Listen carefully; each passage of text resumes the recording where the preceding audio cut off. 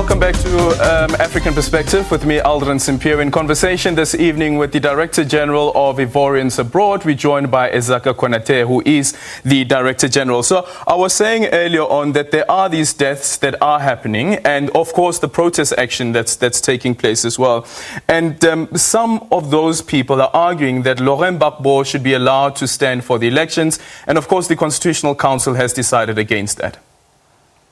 Well, first of all, it's very important that I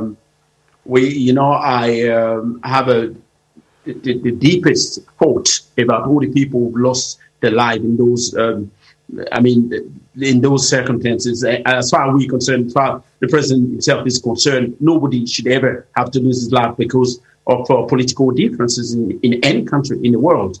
President Gbagbo is unfortunately, even though he was freed, but still the process is still going on because of the trial at The Hague is still going on. There's an appeal. So, I cannot talk on behalf of the Constitutional Court. What I can tell you is that there's still a pending process at The Hague. At the end of the day, President Gbagbo is a citizen of Côte d'Ivoire, is very much welcome to come to Côte d'Ivoire anytime he wants to come back to Côte d'Ivoire. And President Ouattara said that last night. But he said he would be arrested as well.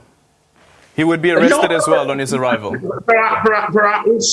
been, legal proceeding for, please do not forget that 3,000 people were killed in 2000, leading to the election in 2011, the post-electoral crisis. But he was acquitted of those charges at the ICC. Well, the process is still ongoing because there's been an appeal. So it's not completely finished as yet. So there's been an appeal. So waiting for this to finish. The president made it clear last night that as far as he's concerned, that Laurent Gbagbo would be able to come back once this process is terminated. If this process is finished, President Gbagbo can come back to Côte d'Ivoire. It's his country. Nobody can tell him not to come back to his country. Well, President Ouattara won't be the one telling him not to come back to his country. We are very open. The president even said last night that there are even, members of the opposition that could, if he did win the election, he said there are even good members in several opposition political parties that he would be thinking about in terms of minister in his cabinet. So President Ouattara has been very open in terms of what can be done.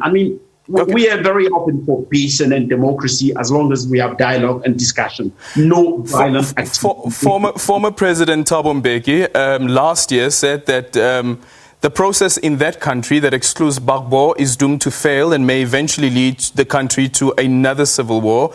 Earlier on this year, again, he reiterated a similar sentiment, going as far as saying that Laurent Gbagbo, after the ICC verified the conditions for his release, may very well be the right moment at last for the Ivorians to get together to negotiate and agree on a new order. Do you agree with the sentiment that an election with the absence of Laurent Gbagbo could lead to civil war? And also speaking about Soro, who's been also excluded from these elections.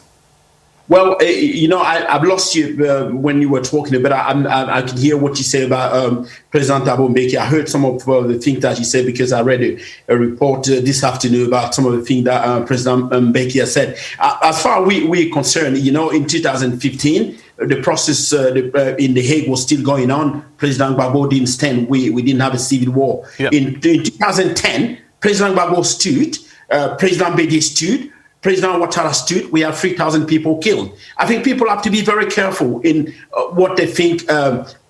We have civil war in several countries. In a political process, when you do have problems, it's very important that people who call themselves leaders can publicly come out and making sure in what they say, they remain calm, and they also call for calm so that the militants do not go and kill each other on the street, which is very important. That's not linked to who is candidate. That's about being responsible enough when we are leaders of political party. That's what I think people should do. Okay, DJ, unfortunately, we've run out of time, so I'm going to ask you again, can you give people an assurance that the elections that the Côte d'Ivoire is about to go into will not result in any civil war?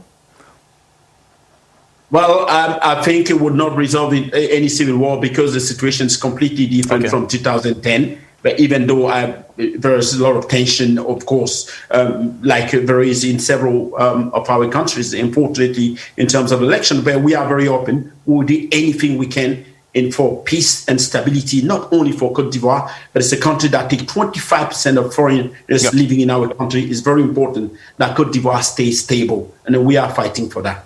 Thank you so much for that. That is the Director General for Ivorians living abroad, Issiaka Konaté. We've come to the end of that conversation. When we come back, sit down with women who are behind the WHO.